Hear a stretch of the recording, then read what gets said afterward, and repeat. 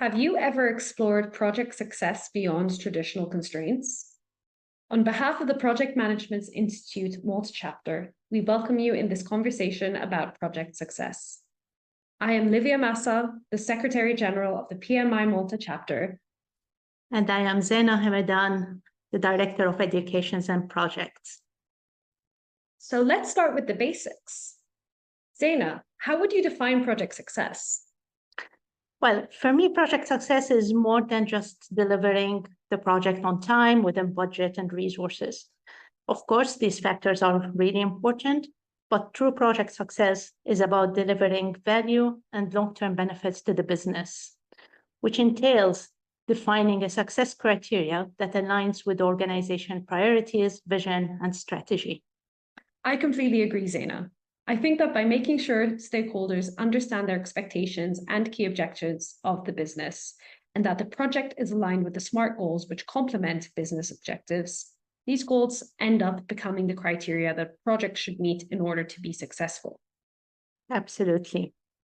Maybe we can start speaking about why it's important to align the project success criteria to organization strategy. How can this alignment deliver better outcomes? What do you think, Livia? Think about it this way. I can deliver an innovative solution that no one uses, and it gets forgotten shortly after. Is that a success? Aligning projects with business strategy isn't just about keeping leadership happy, but it's also about ensuring that projects lead to measurable business impact, such as revenue growth, improved customer satisfaction, or also operational efficiency. There are famous project failures that shows how misalignment with business vision could cost a lot. For example, the most famous flop in the car industry was the Ford Edsel. The project of designing the new car started in the late 1940s. The car was described as the smart car for the young executives. It took the company 10 whole years of work and $250 million to release the first Ford Edsel in 1957. But by that time, the market demand was shifting towards smaller compact cars. So before the year was over, the car's monthly sales had fallen by about a third. In fact, Ford had to pull the plug on the program and stop producing this model after only 2 years. Wow, that's really a great example. Maybe if there were checkpoints to validate the project success criteria and its alignment with the business and the market trends, Ford could have saved some cost and effort at an earlier stage. That's a great point. In your case, how do you define the vision and goals of a project before diving in? How do you ensure that they're aligned with the organizational strategy? Well, it's really important to understand the why behind the project. This involved asking questions like, what was the background to initiate this project, why it is important, and what business objectives does it aim to achieve? As project managers, it is our responsibility not only to understand the why, but also to communicate this why to sponsors and key stakeholders and ensure full alignment that helps in maintaining focus and direction throughout the project lifecycle. Now, how to do that? It requires active collaboration with key stakeholders to collect diverse perspectives.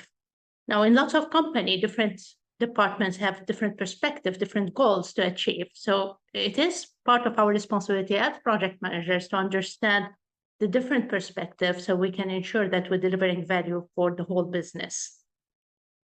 Now, once I built this business acumen, next would be setting clear measurable goals, establishing KPIs and success metrics. So what are some examples of some KPIs which would be beneficial for a business to be aware of and to track for a project?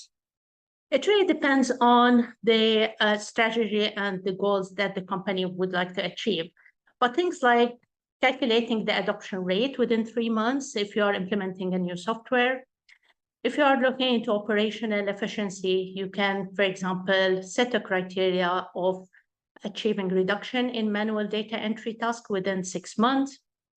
Or if you're looking to enhance data accuracy, you can look into the percentage of management reports that are generated from the system as the single source of truth. Do you have other examples from your side, Livia? Yeah, from my side, I would say Customer satisfaction definitely could play a part. So having an increase in customer satisfaction score by a certain percentage. So potentially you could be starting at 60% and you'd want to aim for having a score of 75% or higher.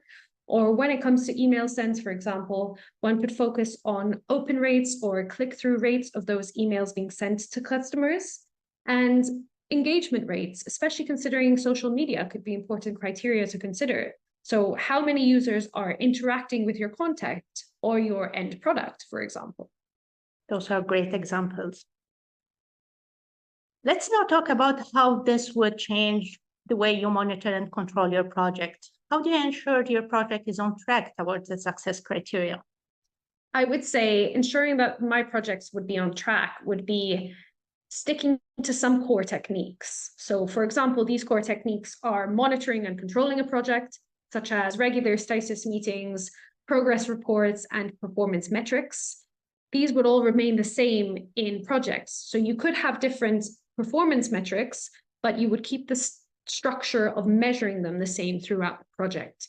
So having regular checkpoints for value validation, which in this case could be assessing the project's value, which should not be limited to the beginning and the end of the project.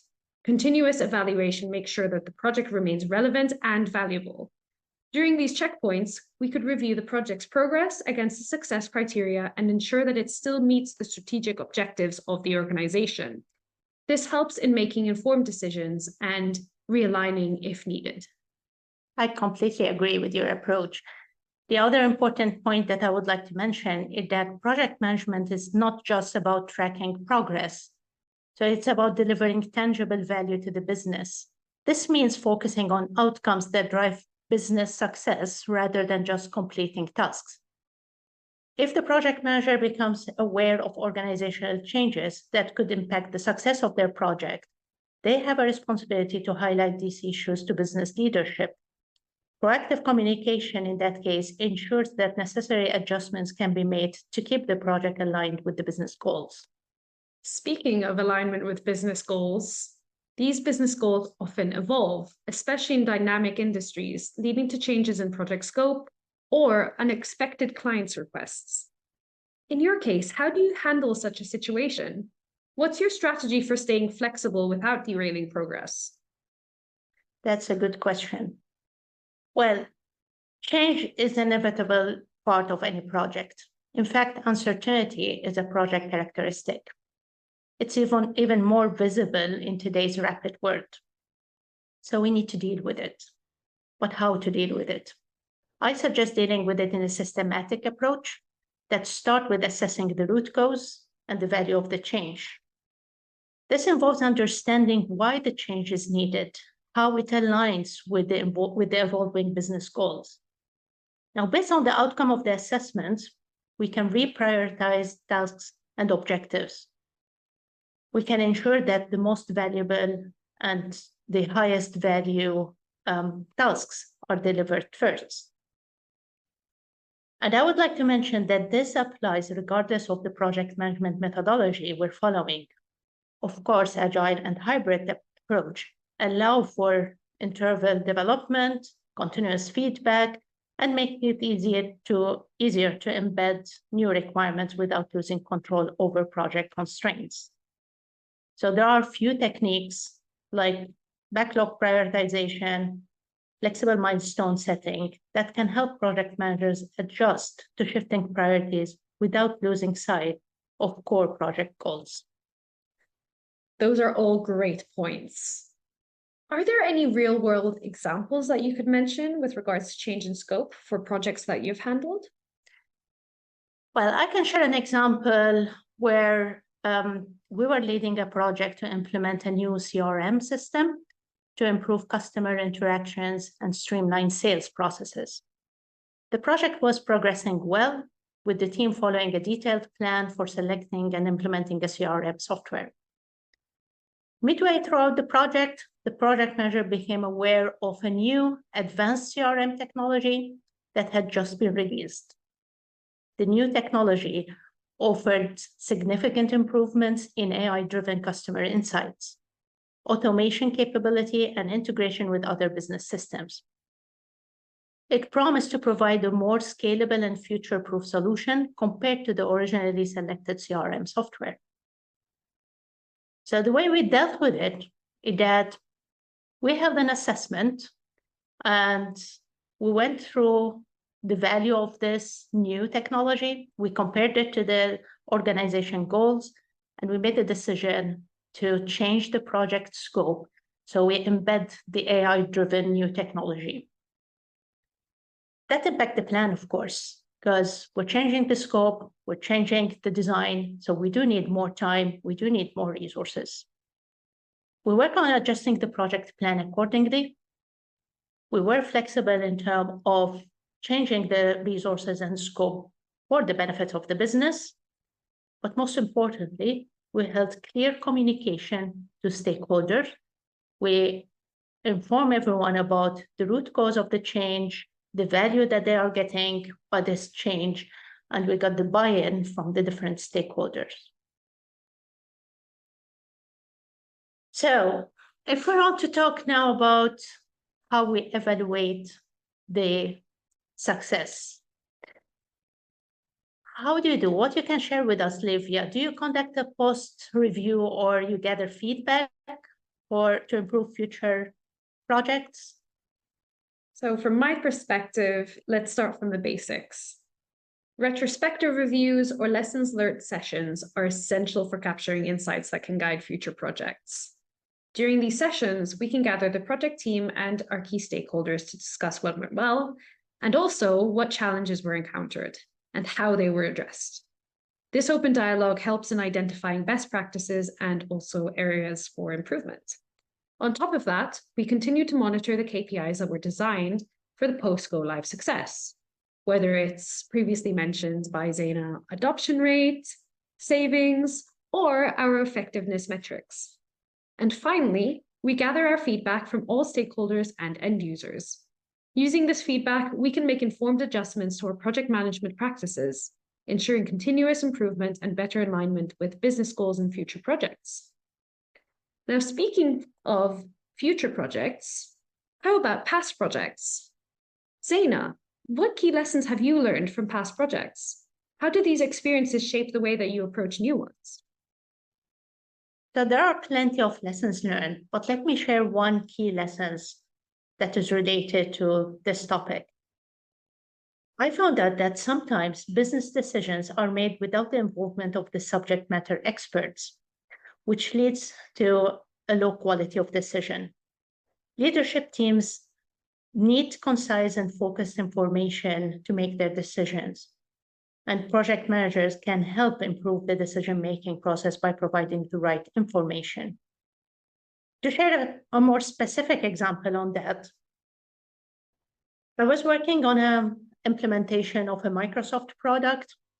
And as some of you would know, Microsoft has regular updates that comes every quarter. Now, based on the original plan of the project, the go-live was planned in a particular month. And throughout the project, there was a change in the strategy of the client. They decided to shift the go-live for 3 months. Now, because of the regular update of the software, we had to do an upgrade phase, which wasn't catered for in the original project plan. Of course, that would require extra resources, extra cost, and we had a problem of communicating this to the business. As a lessons learned, now I follow a different approach. I do estimate upgrade activities separately, and I communicate the release schedule clearly to the client.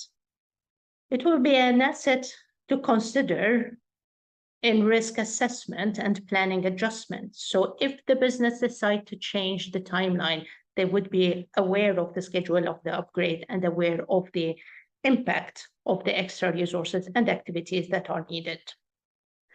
Also, in the release management plan, we highlight the recommended period to go live and the periods to avoid. With that, we have better visibility of project constraints. How about you, Livia? Are there any other lessons that you can share with us? A lesson that I could share is to make sure that the solution you provide with a project is tailored to the needs of your end users, relying on real-world needs and examples rather than just solely looking at rigid requirements from the business. In my particular case, by not spending enough time to understand our clients' daily processes, we had created a solution which was mismatched to their needs. We ended up creating a software solution and a process which relied heavily on desktop technology, where in fact, our clients spent their day mainly using their phones, making this solution a massive inconvenience for them to access. When the business was consulted, they mainly used their desktops instead on a daily basis, so the mismatch was not picked up until testing had already commenced. In this case, it's so useful to speak to our end users and ensure that they are also a part of the process. Absolutely, I can relate. I saw a couple of examples that are similar to that in the IT world. Great. So maybe we can finish by talking about what project managers should do to balance the immediate needs of their project with the long-term goals of the organization. Any particular advice that you can share with us, Livia? I think an advice that I would share is to ensure that everyone understands the why behind projects.